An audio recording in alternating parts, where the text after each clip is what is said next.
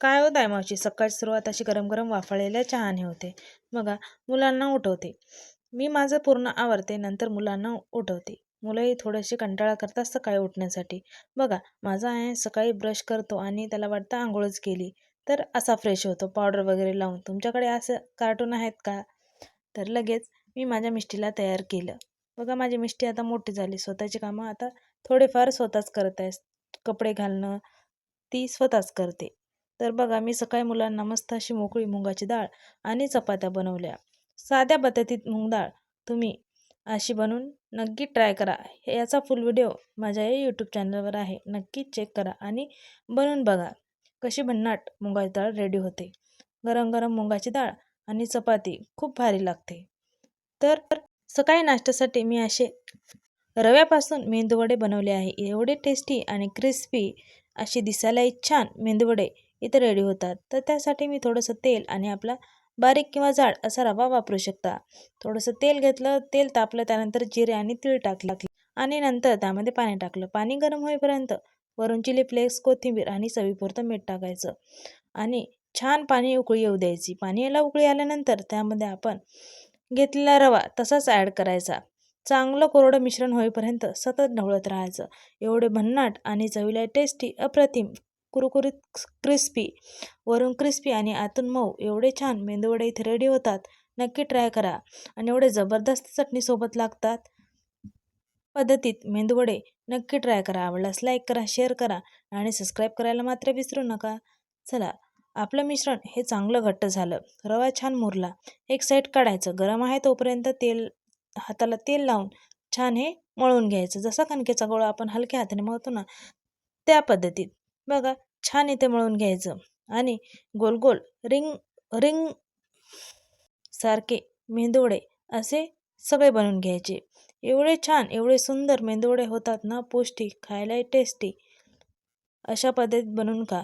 रोज तुम्हाला उपमा आणि चुरमा किंवा शिरा खाऊन कंटाळे तर या पद्धतीत मेंदूवडे माझ्या पद्धतीत नक्की ट्राय करा. आवडल्यास लाईक करा, शेअर करा आणि सबस्क्राईब करा. बघा, आपले मेंदूवडे मी इथे रेडी केले आणि छान तेल तापलं. तेल तापल्यानंतर त्यामध्ये मेंदूवडे हे सोडून द्यायचे. बघा, छान लाल लाल होईपर्यंत छान फ्राय करून घ्यायचे. खूप सुंदर लागतात. दिसायला एवढे भारी तर खायला खूप भारी. असेही मेंदूवडे माझ्या पद्धतीत ट्राय करा. बघा, झाले ना आपले नाश्त्यासाठी रेडी मेंदूवडे. कशी वाटली ही रेसिपी? तुम्ही ट्राय करा आणि कमेंटमध्ये कशी झाली ते मला नक्की सांगा. बघा, खूप छान, दिसायलाही छान आणि खायलाही अप्रतिम असे मेंदूवडे घरीच. मुलांना काहीतरी वेगळं. तर लगेच माझ्या आयांची शाळेची तयारी केली. त्याची थोडा लेट शाळा आहे आणि मी आणि कारभारे थोडंसं बाहेर कामानिमित्त निघालो. तिथे आम्हाला दिसले फ्रूट. थोडेसे फ्रूट घेतले. फ्रूट घेतल्यानंतर घरी आलो. लगेच माझी मिष्टी आली. ती स्वतःची वस्तू जाग्यावर स्वतःच ठेवते आणि शाळेत झालेल्या गोष्टी माझ्यासोबत शेअर करते. मग संध्याकाळी मस्त असं आभाळ होतं. छान वातावरण होतं. थोडंसं आभाळ असलं की असं शांत वातावरण वाटतं. एकही पक्षी उडताना दिसत नाही, तर नेहमी राहतात. बघा, संध्याकाळ झाली. मस्त अशी देवपूजा केली आणि मस्त चहा घेतला. छान वातावरण होतं. काय होत आहे मावशी, तुमच्याकडे पाहुणे आले तर हा पनीर घोटाळा त्यांच्यासाठी नक्की ट्राय करा आणि व्हिडिओ नक्की शेवटपर्यंत बघा. आवडल्यास लाईक करा, शेअर करा आणि सबस्क्राईब करायला मात्र विसरू नका बरं. बघा, इथे 2 मोठ्या साईजचे मी कांदे घेतले. त्यांना असं बारीक बारीक कट करायचं. तुमच्याकडे चॉपर असेल तर चॉपरनेही तुम्ही करू शकता. बघा, अशा पद्धतीत हे पनीर घोटाळा एकदा तुमच्याकडे आलेल्या पाहुण्यांना तुम्ही जर खाऊ घातलं तर नक्की ते नाव घेतील आणि वरून बोटही चाटतील. तर अशा पद्धतीत नक्की ट्राय करा. बघा, इथे मी एक मोठं टोमॅटो घेतलं. त्यासाठी शिमलाही घेतली. तीही बारीक कट करायची. जेवढं बारीक कट करता येईल ना तेवढं करायचं. याला काही जास्त मसाले लागत नाही हो. घरच्या साहित्यात, घरच्याच मसाल्यात पनीर घोटाळा हॉटेलसारखं रेडी होतं बरं. बघा, शिमलाही मी इथे बारीक कट केली आणि यासाठी मेन म्हणजे पनीर हे खिसून वापरायचं. तर मी पुढे सांगतेस, नक्की व्हिडिओ शेवटपर्यंत बघा. ताई मावशी, तुम्हाला पनीर कशा पद्धतीत करायला आवडते आणि कशासोबत खायला आवडते तेही मला कमेंटमध्ये सांगा. बघा, कढई ठेवायची. त्यामध्ये टाकायचं तेल. मी 4-5 माणसाचं इथे पनीर घोटाळा बनवत आहे. तुम्ही कमी जास्त प्रमाणही घेऊ शकता. तेल छान तापलं. त्यानंतर जिरे, तिळाचा तडका दिला आणि चांगलं तेल कडकडत तापलं. त्यामध्ये चिरलेला कांदा टाकायचा.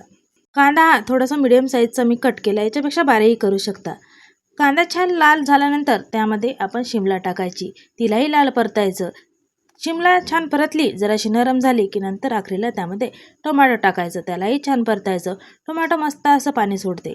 बघा आपले घरचे मसाले आणि मग पनीर मसाला ते टाकायचं, चांगलं ढवळायचं. याचा फुल व्हिडिओ याच माझ्या यूट्यूब चॅनलवर आहे, नक्की जाऊन बघा. छान मसाले परतले की त्यामध्ये खिसलेलं पनीर टाकायचं, चवीपुरतं मीठ टाकायचं. बघा आणि छान हलवून घ्यायचं. एवढं जबरदस्त आणि भारी पनीर घोटाळा रेडी होतं. नक्की तुम्ही ट्राय करा. आवडल्यास लाईक करा, शेअर करा आणि सबस्क्राईब करायला मात्र विसरू नका. बघा थोडंसं कोमट पाणी यामध्ये ॲड केलं मी, जसं आपण हात बुडवू शकतो त्या साईजचं कोमट पाणी यामध्ये टाकायचं. जेवढं आवश्यक आहे तेवढं पाणी टाकायचं. पातळ घट्ट जसं पाहिजे तसं पनीर घोटाळा तुम्ही बनवू शकता. नंतर भरून चिरलेली हिरवीगार अशी कोथिंबीर आणि कुस्करून मस्त कस्तुरी मेथी टाकायची. बघा रेडी झालं ना आपल्या घरी हॉटेलसारखं पनीर घोटाळा. मग घ्या खाऊन. कशासोबत खाता ते मला कमेंटमध्ये सांगा. मी ते तंदुरी